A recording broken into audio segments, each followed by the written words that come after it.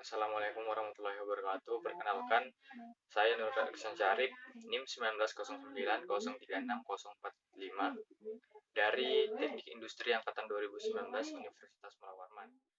Nah, pada case satu ini yaitu Business in the Cloud yang mencakup Facebook, Google, eBay Data Centers. Nah, pada case satu ini ada beberapa soal yang harus kita jawab. Pertanyaan pertama, mengapa pakar pusat data Facebook berpendapat bahwa internet bukan awan?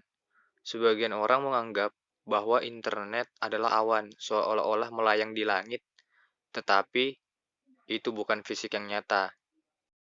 Internet adalah bangunan fisik yang saling terhubung melalui bermil-mil serat dan kabel yang ada di seluruh dunia, dan semua bangunan dapat berhubung satu sama lain dengan berbagai data bolak-balik. Yang kedua, apa saja teknik yang digunakan Facebook untuk mendinginkan pusat datanya?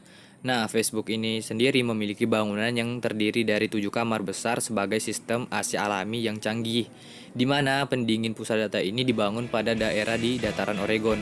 Nah, kenapa harus di sana? Karena udara atau suhu yang berada di sana cocok untuk mendinginkan pusat data Facebook. Ketika siang, suhu di sana terasa dingin, dan ketika malam, suhu di sana terasa hangat.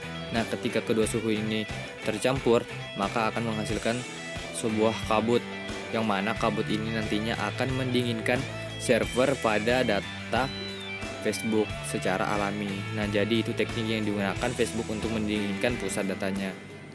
Yang ketiga, jelaskan 5 metode yang direkomendasikan oleh Google untuk mengurangi konsumsi data. Nah, metode yang pertama yaitu alat ukur PUE, merupakan langkah pertama dalam hal mengurangi beban energi pusat data dengan fokus pada pengelolaan aliran udara, di mana hal terpenting di sini adalah menghilangkan pencampuran panas dan udara dingin. Nah, metode yang kedua yaitu mengelola aliran udara. Misalnya dalam satu pemodelan komputasi untuk melihat dengan tepat apa yang dilakukan aliran udara. Melalui pemodelan itu, disadari bahwa asupan ke krek terlalu rendah. Menyatukan beberapa lembar logam membuat ekstensi yang secara dramatis akan meningkatkan kualitas aliran udara ke krek. Yang ketiga, sesuaikan termostat atau suhu. Nah, salah satu langkah untuk mengefisiensi pusat data ialah dengan tidak menggunakan peningkatan suhu pendingin yang berlebih. Mengacu pada pedoman dari ASHRE, mereka merekomendasikan untuk menggunakan suhu 80 derajat Fahrenheit, dan Google sudah membuktikannya dengan sedikit menaikkan suhu pendingin dari 72 ke 80 derajat Fahrenheit. Mereka atau Google dapat menghemat ribuan dolar untuk biaya energi per tahunnya. Metode selanjutnya yaitu pendinginan gratis, yang mana berarti memanfaatkan suhu sekitar di luar pusat data untuk mendinginkan tanpa mengoperasikan peralatan yang menghasilkan energi yang besar untuk menghasilkan pendinginan.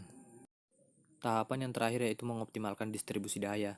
Dengan meminimalkan tahapan konversi, kita dapat menghemat uang dan menghemat energi. Selain itu, membuat setiap tahapan konversi lebih efisien. Pertanyaan keempat, berdasarkan video Google, berapa banyak gas rumah kaca global di dunia adalah hasil komputasi? Pada umumnya, untuk menempatkan segala sesuatunya ke dalam perspektif, seluruh sektor TIK yang mencakup ponsel, komputer, monitor, menara ponsel, mewakili sekitar 2% dari emisi gas rumah kaca global. Pertanyaan yang terakhir, apa saja keuntungan menggunakan teknologi pendingin air Triton Dell? Triton memulai dengan solusi pelat dingin yang dikembangkan sendiri. Singkatnya, pada Triton generasi ketiga, menggunakan pipa tembaga yang dilapis di dalam masing-masing server tertentu. Memiliki pelat dingin pada CPU dan juga deteksi kebocoran yang baik. Pada intinya, pendingin Triton ini berpengaruh penting pada kinerja CPU nantinya. Ya, sekian video yang dapat saya sampaikan. Kurang lebihnya mohon maaf. Dan jangan lupa like, comment, and subscribe.